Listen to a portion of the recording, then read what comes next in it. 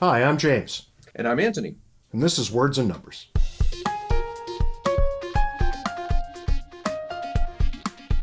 How you doing this week, Ant? I'm doing well, James. We're up to talk about the drug war this time. Yeah, sure. I mean, it's probably about time we got to it, but it's an interesting way we come to it this week because that defender of liberty, self-styled defender of liberty, says so on his Twitter profile. Ted Cruz has decided that what we need to do, and you might recall Ted Cruz ran for the presidency of the United States of America and is currently a senator, a sitting senator. Yeah, he didn't run the libertarian ticket, but he does claim to be a constitutionalist and defender of liberty.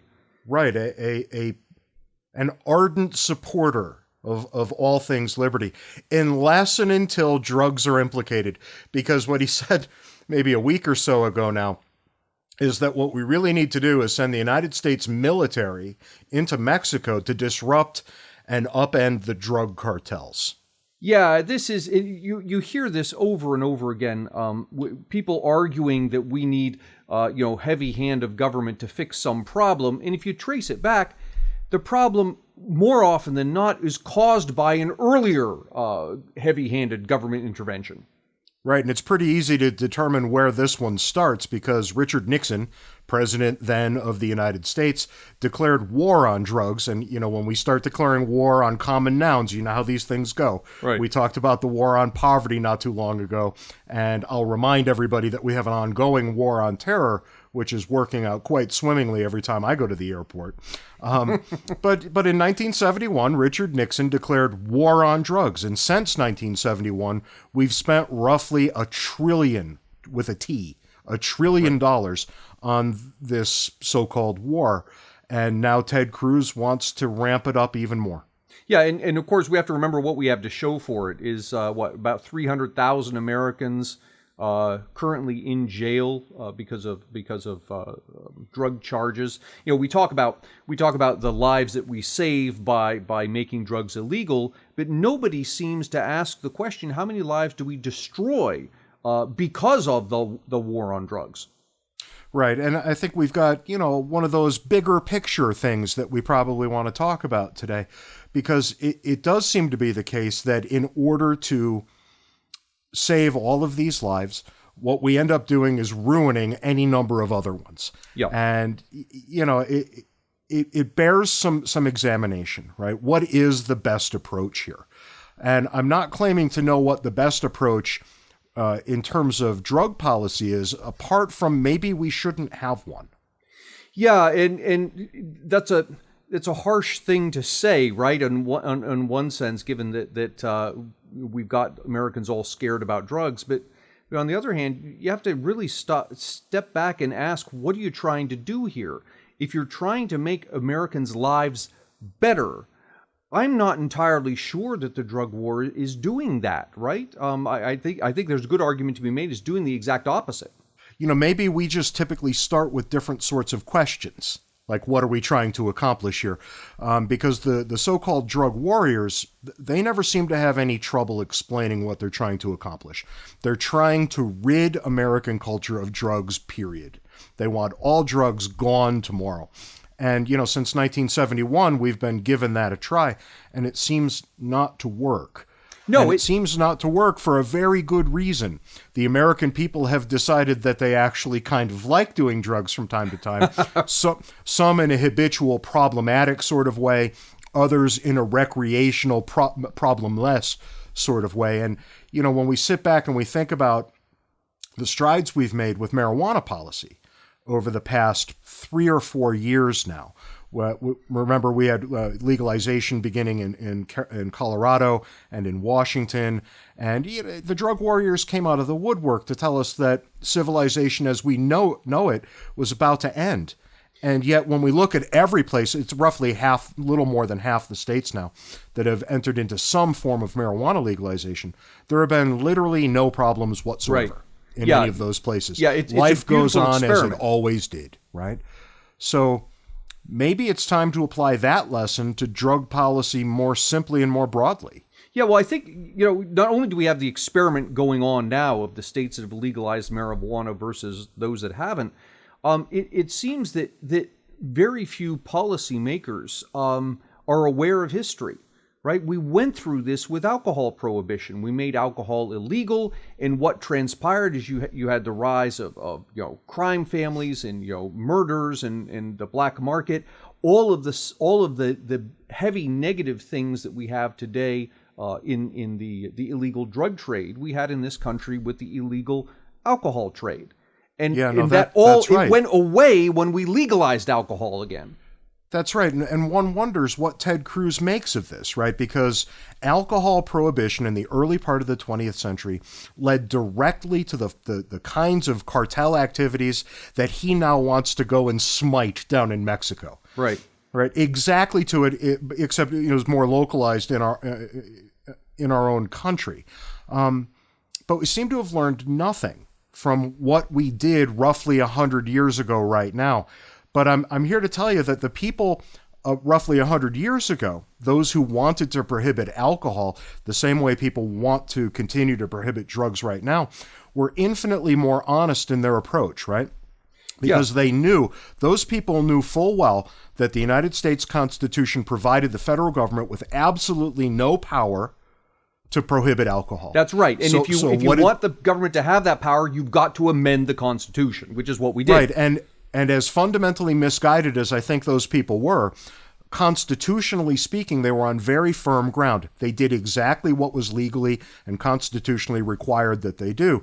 They went and they got an amendment passed. Now, shame on the American people for falling for it once upon a time. And thankfully, a few years later, a little bit down the road, they passed another constitutional amendment saying, we've come to our senses, let's just never mind prohibition. Right, but that's the way it's supposed to work. The government doesn't have the authority to do something, so you amend the Constitution to give it the authority, and then we decide it's a bad idea, so we amend it again. That's the way the system's supposed to work. Not regulators and bureaucrats and legislators somewhere deciding for us that all of a sudden the government is now going to regulate something that the Constitution does not allow it to regulate.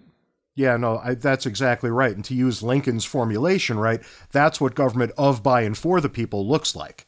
It looks like the people are kind of involved on a very fundamental level, which is something we've gotten away from, frankly, in the years since.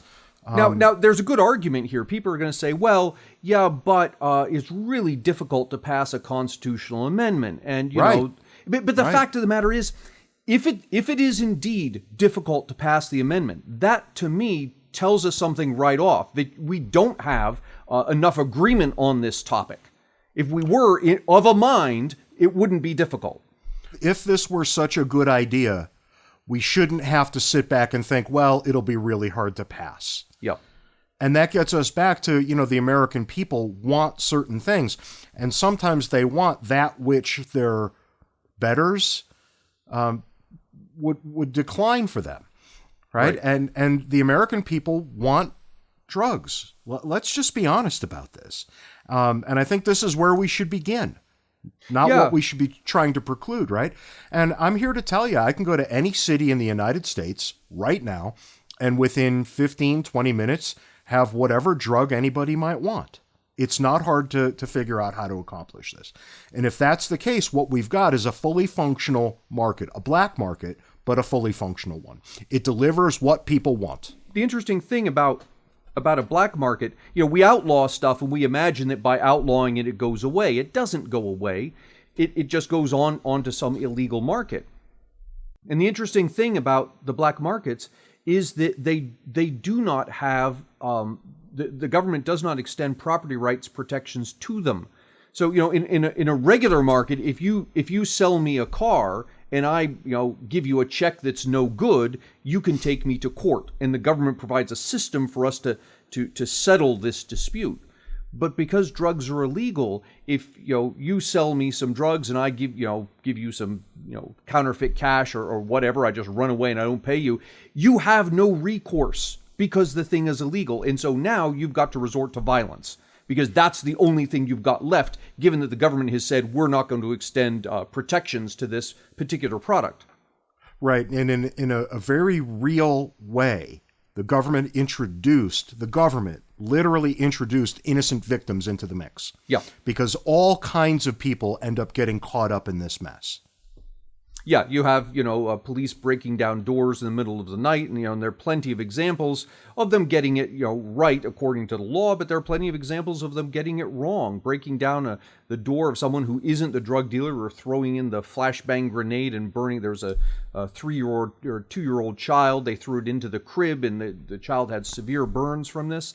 These are consequences that would not be happening, absolutely not, if the product were legal, because disputes would be handled through the court system.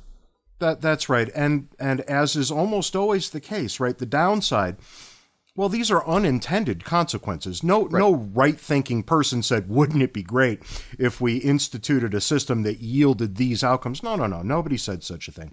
But these are actually quite predictable, right? Yep. We could have figured it out that this was the likely outcome. And more to the point, after we knew it was the actual outcome, we still kept doubling down on the drug war as it went, right? We never said, maybe this whole thing is misguided and misbegotten, and we should just walk away from it wholesale. Right. Well, we have an added problem now, which is this drug war has been going on for so long. There are people in law enforcement and social services and the court system that have a vested interest in it continuing. There are people who have jobs that are dependent on the war on drugs. Right, but echoing Reagan's take on the war on poverty, I think it's time to admit that we fought a war on drugs and drugs won. Yeah. So the real question is, who lost? And the losers here are pretty clear, right? The American people lost their freedoms. They're not allowed to do any number of things they might like to do otherwise. The United States Constitution lost because we had to turn a blind eye to it in order to facilitate all of these draconian laws. Yeah. Federalism lost, right? The states lost their ability to legislate on behalf of their citizens, which by virtue of the 10th Amendment would have been the correct way to go on this in the first place, right? And what are we left with? We're left with Ted Cruz saying yet again, let's send in the military. So already we know more people are about to lose their lives if we walk down this road. Well, and he wants to send in the military to a country, Mexico, that suffers annually 20,000 deaths due to this same war on drugs. Right, and let's ask the obvious question. Is this likely to make it better? And with that, I'll throw it to you for the last word. Well, and I think that the last word here is interesting because the thing that people will say is, yes, but look at all of the lives that drugs destroy. We have to get drugs off the market to protect these lives.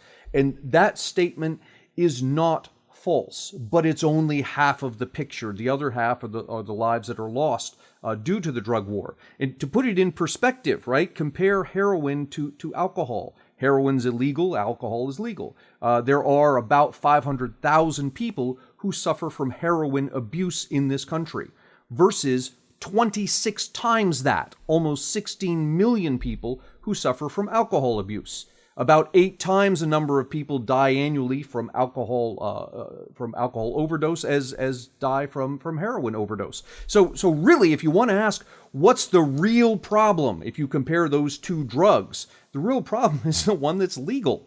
If you really care about saving lives, you're dealing with the wrong substance. And that's all we have time for today on this week's Words and Numbers. Come on by next week on Wednesday, around about noon Eastern Time, and we'll have another episode up and ready for you. Until then, be sure to check out the material at fee.org and at Fee Online through social media for all kinds of great content. See you next week, Ant. See you next week, James.